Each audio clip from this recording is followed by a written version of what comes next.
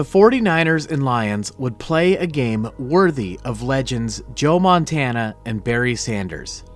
But in this game, a new group of players would establish their own place in NFL lore. Welcome to Josh's Football Breakdowns, where we don't tell you what you're seeing, we let the film tell us what we're seeing. And what we saw on Sunday was one of the best NFC Championship games of all time, and a comeback for the ages. The Lions would start out with the ball and would look to set the tone early. And did they ever? They go straight away on the first play of the game to a play we would see several times throughout the night, using a wide receiver to block the defensive end, in this case Nick Bosa. And here, it allows the tackle to pull around to be the lead blocker for David Montgomery.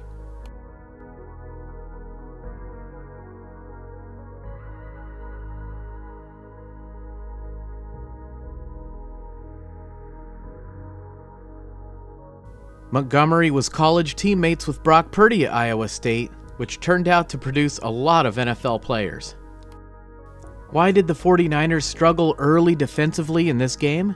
Nick Bosa said players were just trying to do too much, and we get an example of it early on this play. On Detroit's second play, they would call another run, and again it would be a play that they would run again and again throughout the night, double teaming the tackles right at the point of attack. And the way to defend this is for the linebackers to immediately step up and fill those gaps. But here, Fred Warner sees a man going in motion, and he thinks the play is going to that side. And he leaves the middle of the field vacant.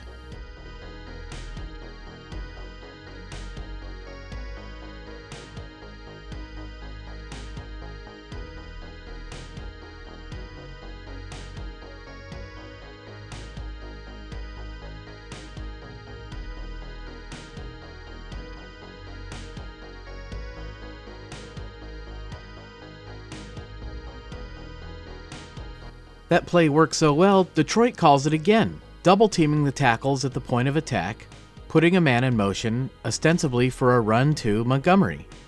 But check out the tight end Anthony Frisker sneaking out for a pass route. Ambry Thomas sees him, and he goes with him, but Jair Brown goes with him too. Now the 49ers have two defenders on Frisker and nobody on the other tight end, rookie Sam Laporta.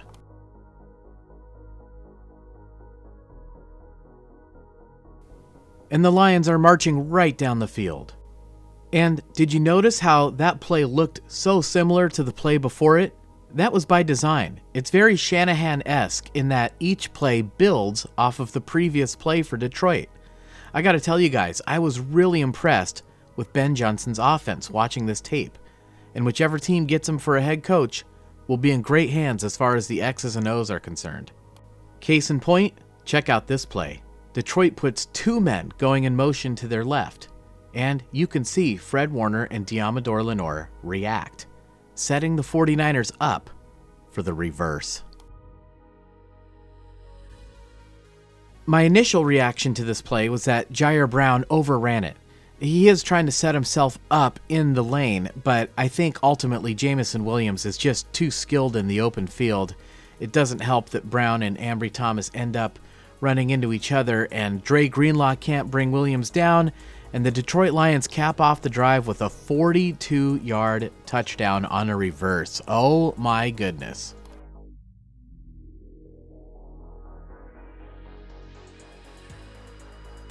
Well, we would be crazy to ignore the fact that Detroit has been building this program for a few years now under Dan Campbell, and they take the lead 7-0. They're not just here to crown the 49ers, they are here to play. And San Francisco would very much like to answer back.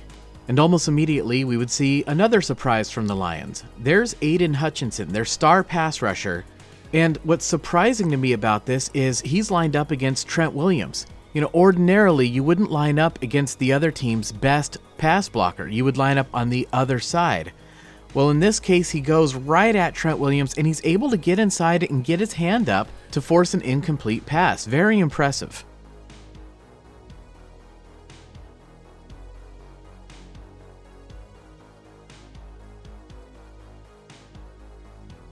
But of course, we know the 49ers also have an array of talented players. Here Brandon Aiyuk has already beaten his man. He just gives him a quick move to the inside and then cuts outside to come open for an early third down conversion in this game.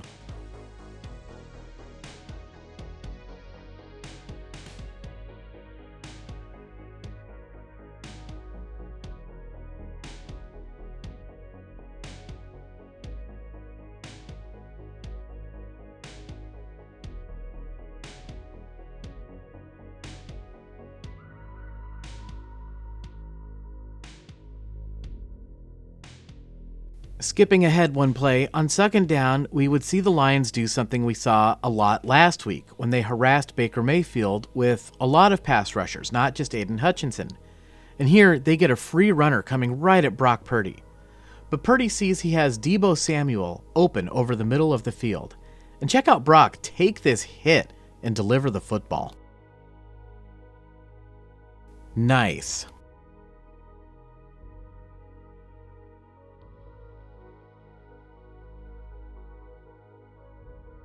On the play, the 49ers would line up with a tight end, a fullback, and a running back in the formation. This looks like a run. And Detroit responds with a 5-man line. And what's interesting is they stay in that 5-man line even after Christian McCaffrey motions out of the backfield. And here, we're going to take a look at the block of Jake Brendel, but to get a really good look at it, we're going to need to see it from the other side. Okay, there's Brendel, and he's blocking McNeil, and McNeil does a great job of just kind of throwing Brendel to the side and getting off this block and coming free right up the middle. Big hit on Brock Purdy, but Brock still delivers a strike.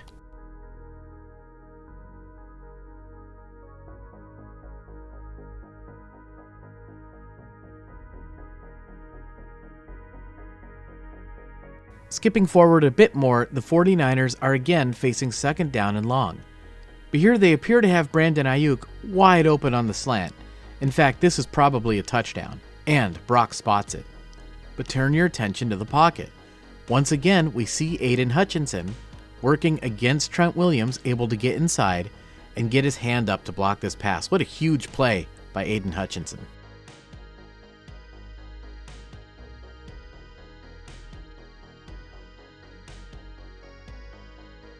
And just watch how fast this happens in real time. We're getting a great look right away at how talented and how dangerous both of these teams can be. So the 49ers would face third and long, and the Lions have a lot of men up at the line of scrimmage. But watch how fast Rodriguez gets great depth on this play, taking away this route of Brandon Aiyuk and forcing Brock Purdy to turn to the check down to Christian McCaffrey. And then Rodriguez steps forward and makes the tackle on McCaffrey short of the line to gain.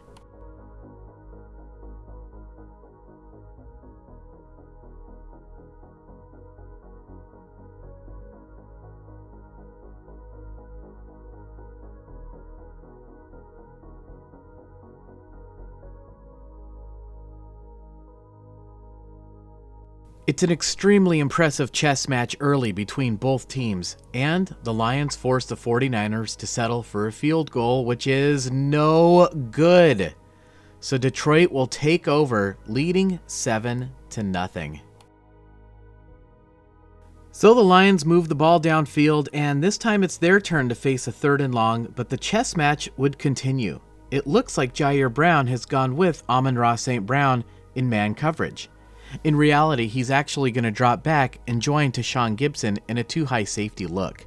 And check out what's going on up at the line of scrimmage. We see Fred Warner and Chase Young both poised as if they're going to rush the passer.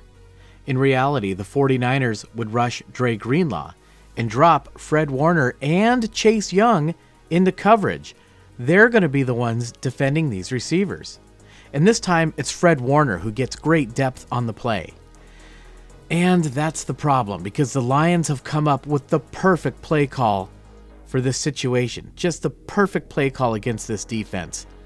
The screen to Amon-Ra St. Brown. They get him the football right away after the 49er defense has already moved away from him.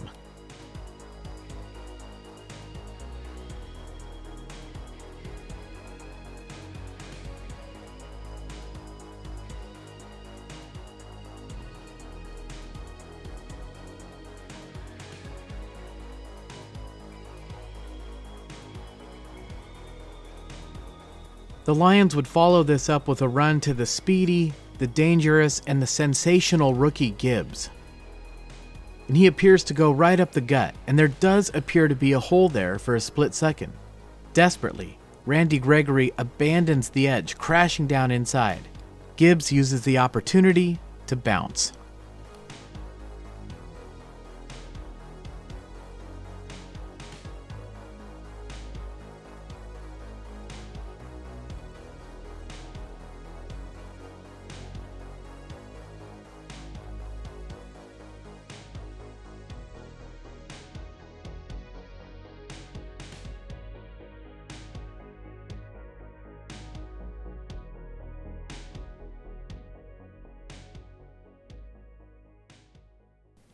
Detroit would punch it in with Montgomery and take a commanding 14-0 lead. Again, the 49ers take over, really wanting to respond. Facing a 2nd down and 4, they again line up in a run formation, with 2 tight ends and a running back. In fact, you can actually see it's Kyle Juszczyk who's lined up in that 2nd tight end position. San Francisco fakes the handoff to Christian McCaffrey, and the formation and the run fake is having the desired effect. Detroit once again lined up with a 5-man front, and the linebackers are reacting to the fake. And you may recognize this play as one of the 49ers' favorites, faking the handoff to one side and sneaking a receiver out to the other side, in this case Brandon Aiyuk.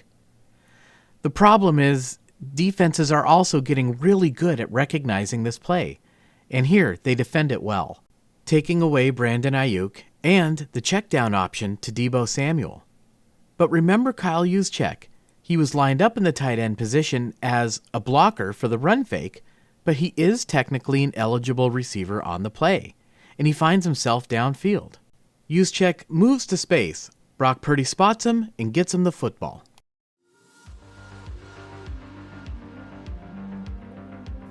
An outstanding play that results in a gain of 23 yards. And if this looked a little bit familiar, think back to last year against the Dallas Cowboys in the playoffs. We can see it's the same play with the same personnel. The only difference on this play was this time it was George Kittle who found himself running to space.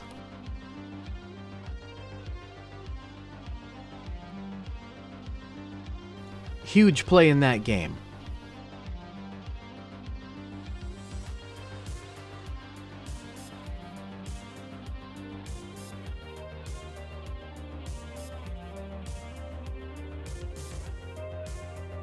Not the last time Brock Purdy and Kyle Juszczyk would link up for a spectacular play in this game. Alright, we're in the 2nd quarter now, so the teams have switched sides, but this is still the same drive. This time, Detroit lines up with a 4-man front. Deebo Samuel goes deep, taking the corner and the safety with him. So when Christian McCaffrey comes out of the backfield, it will be the responsibility of the outside linebacker to pick him up, Alex Anzalone. But Detroit makes another chess move, sending Anzalone on a blitz. The sort of generic solution to the blitz is to throw in the area that a team is blitzing from because they're obviously removing a defender from that side of the field. And that's exactly what happens here.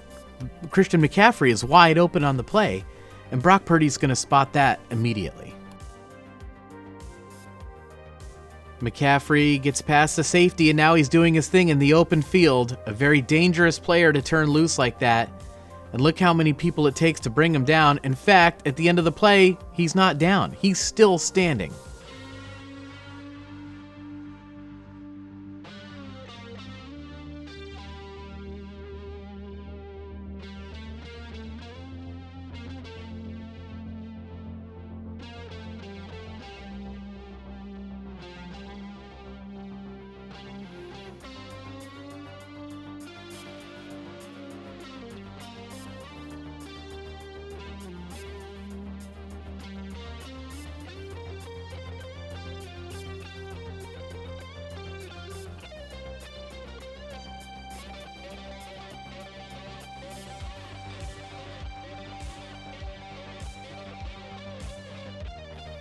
McCaffrey would finish off the drive, and in the 2nd quarter, the 49ers would finally get on the board, making the score Detroit 14, San Francisco 7.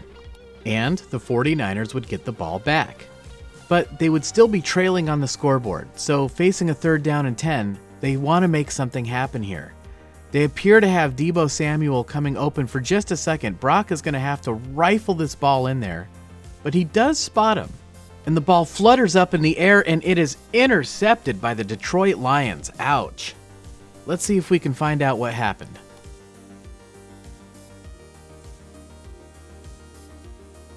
And from here we get a great look. It's another defender getting his hand up, but this time instead of just deflecting the pass, he makes contact with Brock's arm and the ball flutters into the waiting arms of Malcolm Rodriguez.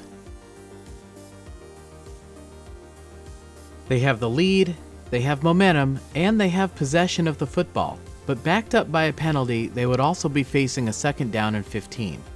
But here Detroit also has a plan. Needing to get to the 36-yard line, the Lions send 3 receivers deep. The 49ers have no choice but to back off. And this opens up Sam Laporta underneath. And what I really like about this play is it's 2nd down. Even if he doesn't gain all the yardage, now you've made it 3rd and manageable.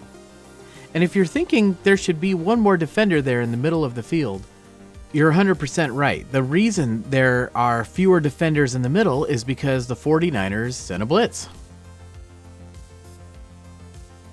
And Laporta is able to get all the way across for a 1st down. Wow. Why didn't the blitz get home? Well, a couple of reasons. For one thing, the Lions left the running back and the tight end to help with pass protection. So that's going to be 7 blockers against 5 rushers. Nick Bosa fakes his rush to the outside and then loops around to the inside, which is fine, but that takes time. Laporta chips and then heads out on his route, and Goff is able to get rid of the football quickly.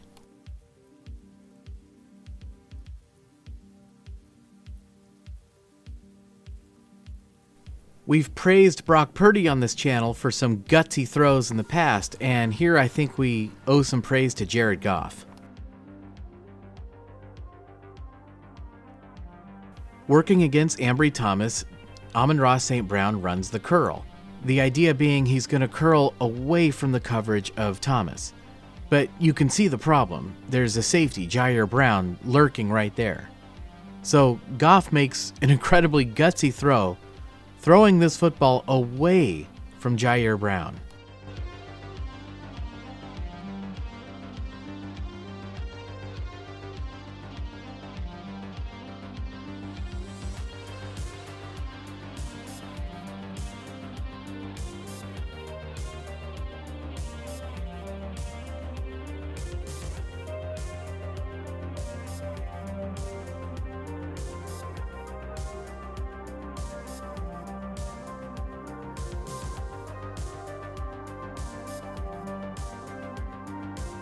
And here the Lions return to the play that we looked at in the opener, blocking Nick Bosa with a receiver, allowing Gibbs to get around the edge.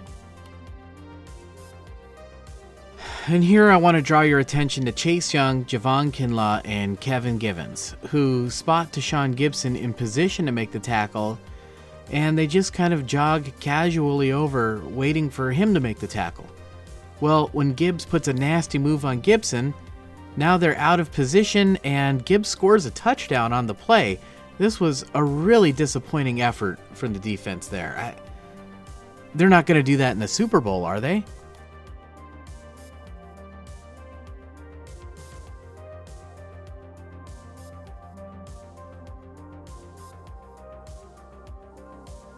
So Detroit goes up big, 21-7, and they would get the ball back. With less than 2 minutes to go in the half, they are facing a big 3rd down and 12. How does Detroit approach the situation? Well, they have a tight end, a wide receiver, and a running back to one side of the formation. And you can see that's where San Francisco sets up their defense. Now the 49ers are actually only going to rush 4. Fred Warner is in man coverage on the tight end, and Dre Greenlaw is on man coverage on the running back, Gibbs. Now, the problems start to go awry on this play when Chase Young does not set the edge. Instead, he crashes down to the inside, expecting a pass play probably, so when Detroit hands the ball off to Gibbs, he's able to gain the edge. The Lions obviously must have been prepared for this look. They must have felt like they were going to get this, and they had a plan to hand off the football on 3rd and 12. Now the last line of defense, Jair Brown, has to beat Gibbs to the edge and force him back to the inside. Instead, Brown rushes straight upfield, which is a mistake, and it allows Gibbs to gain the first down on 3rd and 12. He runs for the first down on 3rd and 12. Ouch.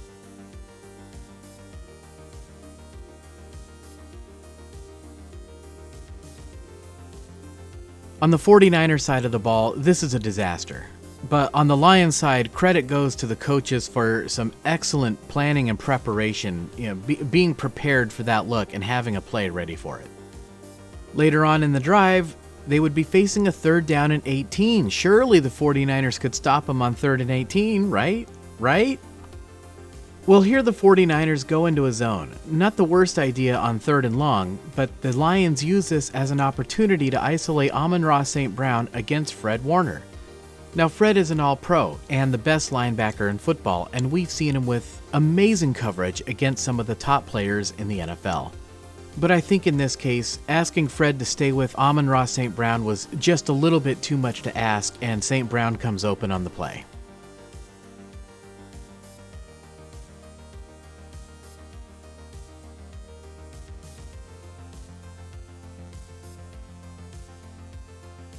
Why didn't the pass rush get home on 3rd down and 18? Well, the Lions double-team Nick Bosa and Eric Armstead. On the other side of the formation, though, notice Gibbs does not chip Chase Young before going out on a pass route. We're going to come back to that later.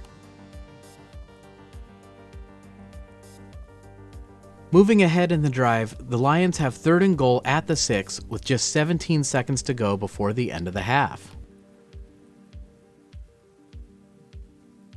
So the 49ers very shrewdly put 7 men in the end zone, and you can see there's really nowhere for Detroit to go with the football. However, there is an outlet underneath to Gibbs. And in terms of play design, it's very difficult to design a play when your opponent knows you have to go into the end zone. But this was a nice wrinkle. Would he score? Unclear, but there's a lot of green grass in front of him and space, and for a speedy player like that can be important. However, you can see Gibbs slips on the turf. He catches the football, which is impressive, but the timing of the play is thrown off, and he stopped short.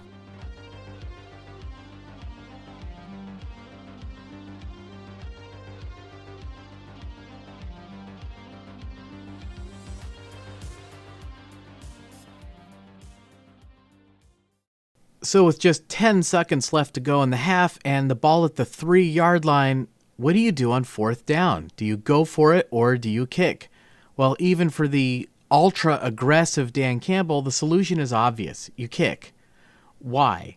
Well, if you go for it and you score a touchdown, great. You're up 3 scores. If you don't get it, you're only up 2 scores, and the 49ers get the ball to start the second half. If you kick the field goal, you're still up 3 scores. It's a 17-point lead. It's a very obvious sort of mathematical solution. Even for an aggressive coach, that's the right move. And that's what Dan Campbell does, and the kick is good.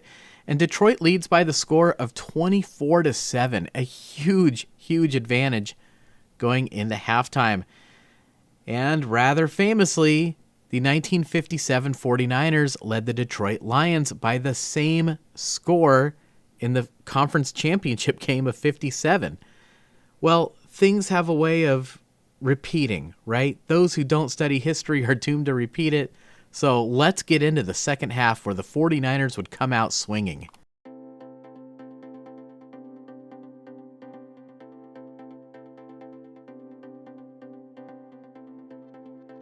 What a throw to Debo into a crowd. Let's take a look at how that play works. The 49ers once again line up with 2 tight ends and a running back in the formation, again catching Detroit in a 5-man front and sucking in the linebackers. The corner on the other side of the formation has to keep his eyes on Brandon Aiyuk, or Aiyuk is a threat to go to the corner. And Aiyuk is also the only receiver the safety can reasonably help against, so he does, leaving Deebo Samuel one-on-one down below. Deebo Samuel takes the space the defense left behind.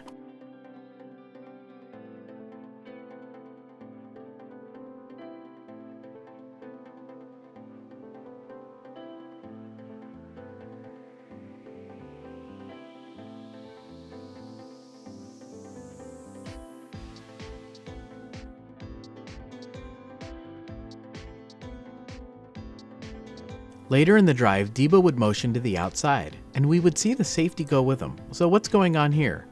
Well, the Lions are going to send the slot corner on a blitz, very sneaky. The safety is actually going to line up with Aiyuk, and the outside corner will line up against Deebo.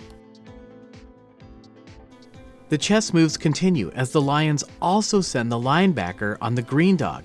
This means if the running back stays in to help with pass protection, which he did, you have the green light to dog.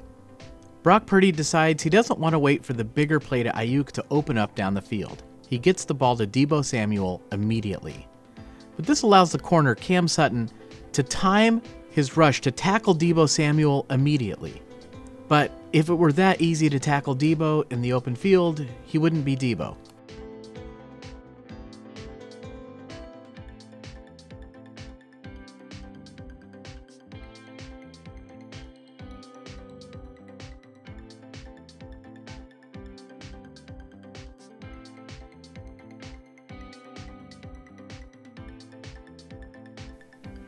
And he's knocked out just short of the line to gain, and this would be significant because they would actually lose a few yards on second down. So on third down, they would be facing 3rd down and 4, and this is important.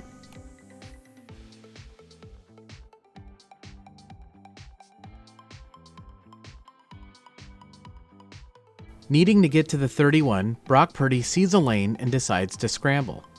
The only problem is that lane closes up pretty quickly in the NFL. But this time, one of the defenders coming up to meet Brock Purdy is supposed to be defending Jauan Jennings, leaving him open on the play. And at the last second, Purdy spots him, and he gets this ball up and over the linebacker, and Jennings makes a spectacular one-handed catch. Oh my goodness.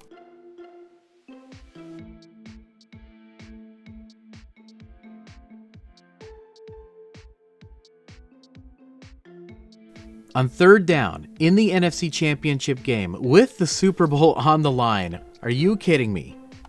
Outstanding stuff from Brock Purdy and Jauan Jennings.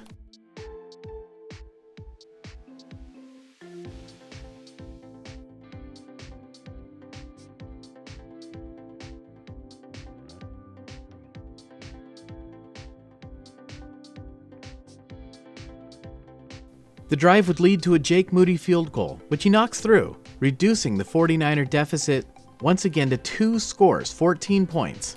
But the Lions would drive all the way down to the 30-yard line, where they would be facing a 3rd and 4 of their own.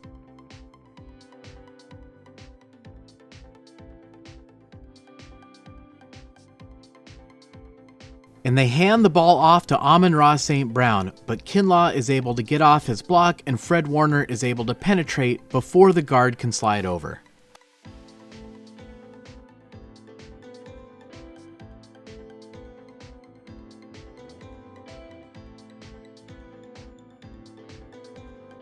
So now what do you do on 4th down if you're Detroit? Well, even for the ultra-aggressive Campbell, the answer is the same, right? You want to go up 3 scores. With 7 minutes to go in the 3rd quarter, you want to make sure you go up 3 scores in the ball game. It does you no good to pick up the 1st down here. You need to take the points. They are inside the 30-yard line. Take the field goal here. Well, this is the first time I thought that Detroit really made a mistake in this game.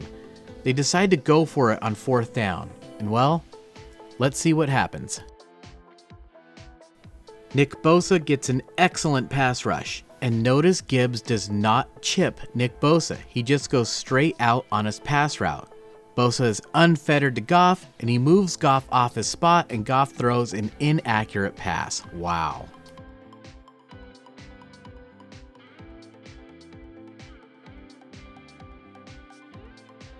Reynolds is taking some heat for such a major drop, but that's a difficult catch, going to the opposite side like that. So the 49ers take over with a huge opportunity to get right back into this ballgame. Needing only 2 scores now, thanks to Dan Campbell, Kyle Shanahan calls for the kill shot.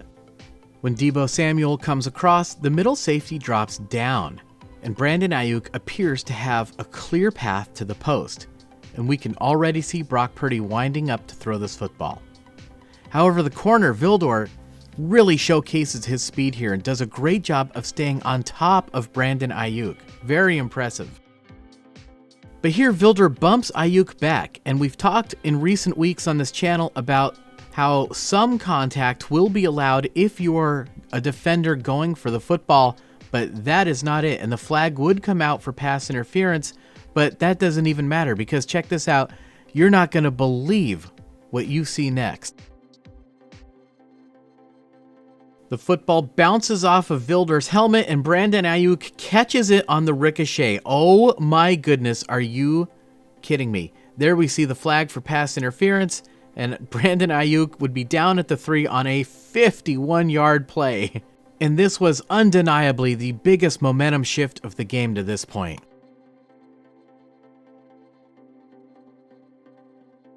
Now, the head referee did say no foul on the play. I'm pretty sure the officials misspoke and meant to say San Francisco declines the penalty. Otherwise, they would get the ball at the spot of the foul, not down at the 4-yard line where Aiyuk ended up. And from this angle, we get a great shot of Aiyuk with possession of the football being contacted by the defender. He is correctly ruled down at the 4 instead of into the end zone for a touchdown.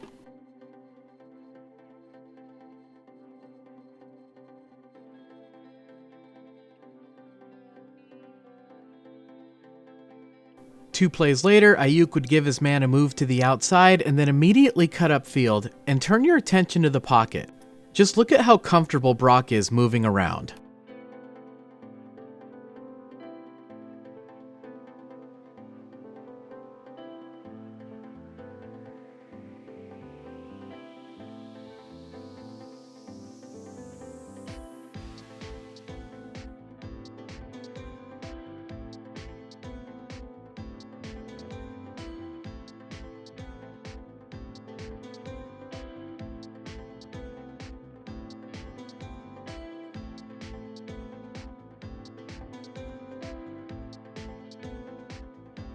And now, it is a 1-score game.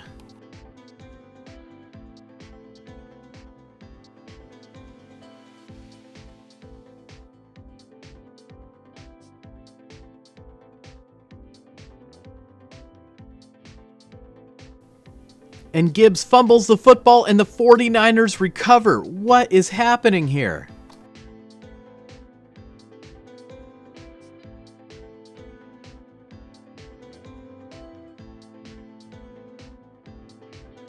And here we get a great look at what happened. Goff clearly turns to one direction while Gibbs runs to the wrong side.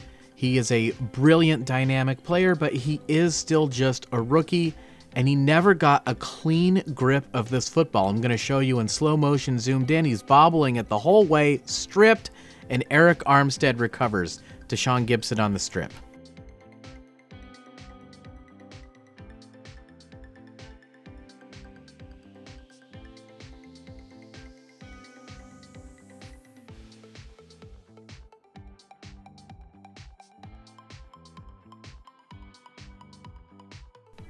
Offered another golden opportunity, the 49ers would like to capitalize. Brock Purdy takes a quick look to his right, doesn't like what he sees. With the pocket collapsing around him, he decides to scramble. Pulls it down, goes right up the middle, cuts, gets a block, and then hangs on to the football at the end, going down at the 4-yard line. 21-yard gain on the play.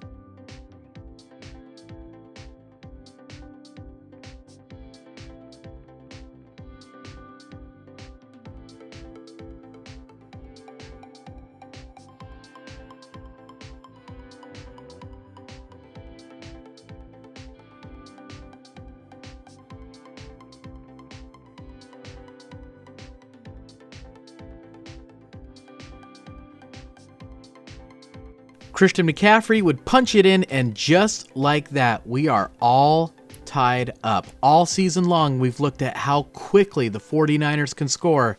The Lions got a taste of it here, and the 49ers would get the ball back. And just watch Christian McCaffrey come all the way across the formation on a difficult blitz pickup. And he whiffs. We've done a breakdown of every single game on this channel since Christian McCaffrey was traded to the 49ers, and that is the first time I've ever seen him miss a block in pass protection. It turns out CMC may be human after all, but it does mean that Brock Purdy is now a sitting duck. Afitu Melifonwu has a clear shot at him. Whoop! Brock Purdy scrambles and finds Kyle Juszczyk, tippy-toe catch, first down. Wow.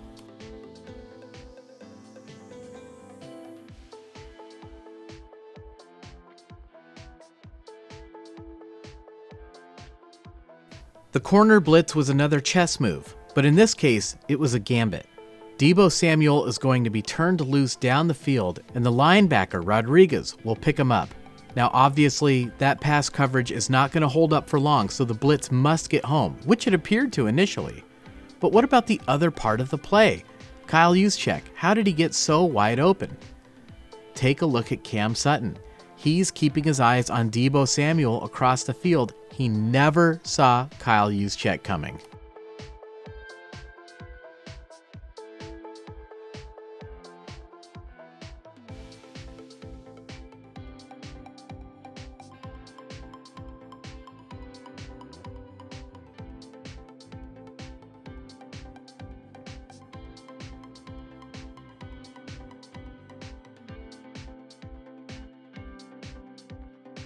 One of the best plays I've seen this season. This game has rapidly progressed into the fourth quarter with the 49ers in a rhythm. On this play, the Lions decide to just leave Melifonwu in pass coverage, and he sets up to the outside. George Kittle goes to the inside, and when Melifonwu scrambles to recover, Kittle burns him with a double move.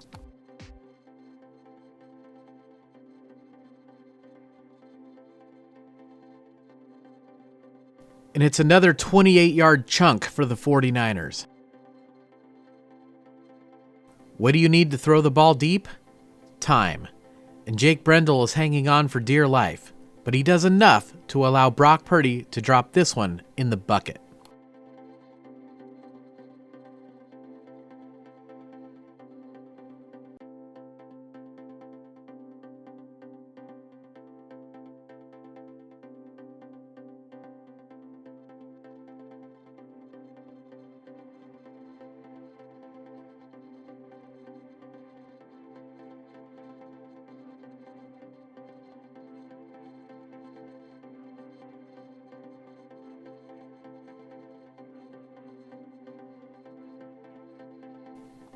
Purdy kills the Lions again with his legs. The Niners fake the handoff to Christian McCaffrey. Purdy takes a look at Deebo Samuel, but he's double covered. So he takes a look at Brandon Aiyuk, and when he does, the safety moves. Aiyuk is going to be double covered too by the same man.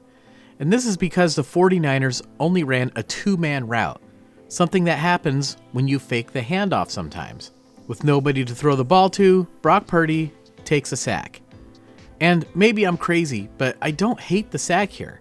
Protect the football at all costs. The most important thing here is points, including a field goal. Take the lead in the game. And on the next play, James Houston would deliver an extremely dirty and dangerous hit on Brock Purdy, one the officials apparently didn't see. So the 49ers bring out Jake Moody again. And he knocks it through. Another clutch kick, giving the 49ers the lead in the NFC Championship Game. The Lions, now trailing for the first time in the game, would go on a drive, but here they would face a key 3rd down and 10. And now it's the 49ers who make a chess move, only rushing 3, dropping Chase Young into coverage. Fred Warner up at the line of scrimmage would also drop back. And the 49ers do send Dre Greenlaw, so it is a 4-man rush on the play. Is it 3 or is it 4? And that's exactly the point. The Lions have no idea who's coming or who's going. With the 49ers dropping 3 safeties back deep and Fred Warner taking anything away over the middle, Goff is forced to go to Amon-Ra on the sideline. And the 49ers rally for the tackle.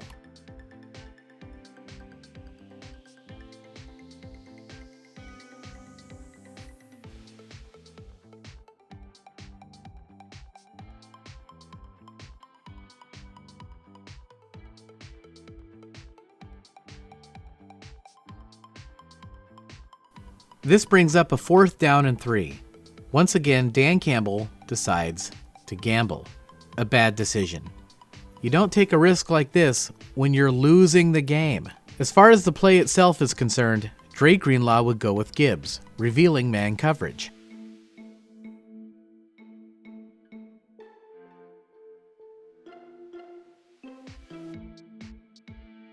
Detroit uses this to their advantage. When Greenlaw goes with Gibbs, Laporta will come across the other side, open.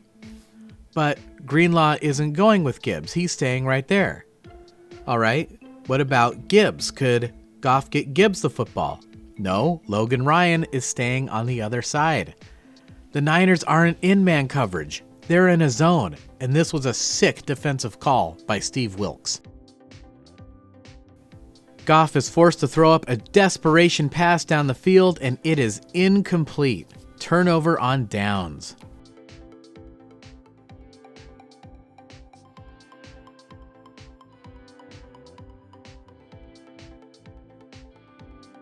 If you consider a turnover on downs to be the same thing as a turnover, and I do, that would be 3 turnovers in the game by the Lions.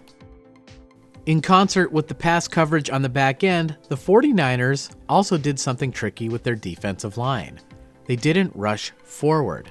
Instead, Javon Kinlaw rushed at an angle, allowing Eric Armstead to loop around unblocked. And this was the pressure that ultimately forced Goff's hand. With just over 7.5 minutes left in the game, the goal for the 49ers now is simple. Run the ball, take time off the clock, convert 3rd downs, and score. They give the ball to McCaffrey, and the clock runs.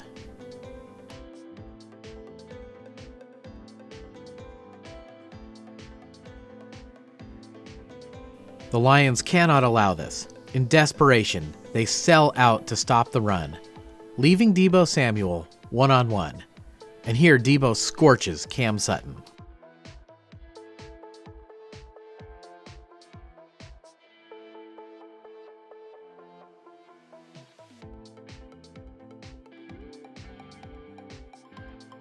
And from this angle, we get a great look at the defense selling out to stop the run.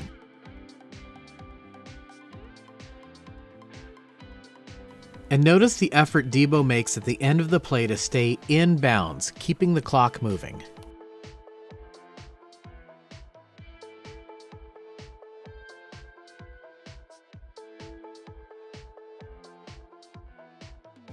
If you want to run the football, you have to be able to convert 3rd downs. But here, all the receivers for the 49ers are covered.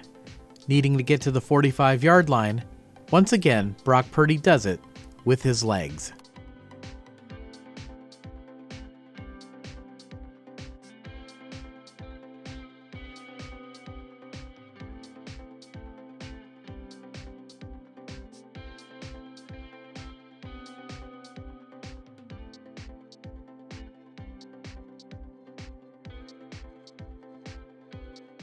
One-on-one with the linebacker? Forget it. Outrun the safety? No problem.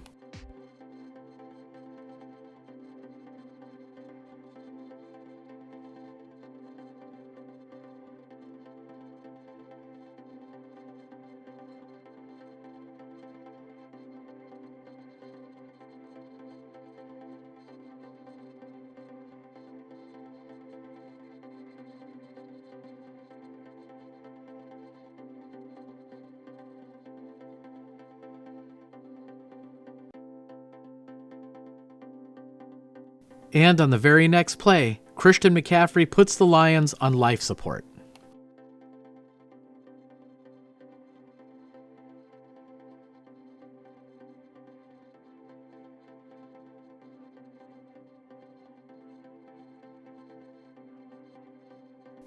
Romeo Okwara does get off of his block, but he's completely lost his balance, and it's a trivial matter for Christian McCaffrey to go by him.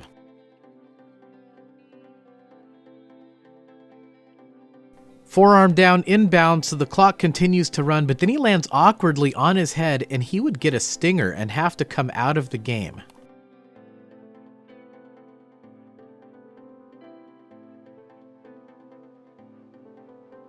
But it's no problem. Elijah Mitchell would punch it in, putting the 49ers up by 10 with just over 3 minutes remaining, punching their ticket to the Super Bowl.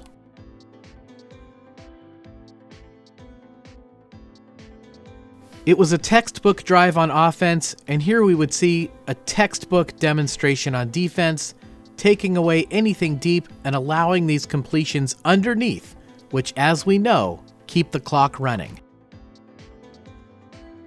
The 49ers would force the Lions to nickel and dime their way down the entire field, setting up a 3rd and goal at the 1 with just over 1 minute, 5 seconds remaining. And here's the dilemma for Detroit. The easiest way to get into the end zone is to run the ball, but you cannot run it and get stopped in bounds because time is such a critical factor and you need all your timeouts. You're down 2 scores. They try it anyway, and it's the final error of the night. Take a close look. They are forced to use one of their timeouts, meaning mathematically they can no longer stop San Francisco from running out the clock if they give possession of the ball to the 49ers, making this play moot. Why is it moot? Because the success rate for onside kicks is drastically low. The Lions touch the ball before it travels 10 yards. That's a penalty, and possession of the football is awarded to San Francisco. The 49ers win the NFC Championship game, and they are going to Super Bowl 58 for a rematch against the Kansas City Chiefs and Patrick Mahomes. What a game this was. What a comeback by Brock Purdy and the 49ers. They have so much talent at every position. You know, I truly believed they were the better team against Kansas City 4 years ago. They entered the game with a better offense by yardage and in terms of points. And the same applied to the defense as well. If you don't believe me, go look it up. You might be surprised. They had the lead in that game until late. And well, then some strange things happened. A lot of debate depending on who you ask. But the 49ers are going to get the rarest of things in life, a second opportunity. And to be frank, I just don't see Kyle Shanahan dropping 2 to Andy Reid. I think the 49ers are going to win the Super Bowl in 2 weeks, and it comes on the heels of one of the greatest NFC Championship games ever. What a sport, what a game. This is just unbelievable. All right, folks, it takes a long time to make a video like this. If you could give me just 10 seconds and hit that like button on your way out, I would truly appreciate it. For all my new subscribers, thank you so much. I really appreciate having you here. Leave me a comment. I read every comment. And folks, there's a lot of you I got to thank for making this a tremendous, tremendous season on the channel.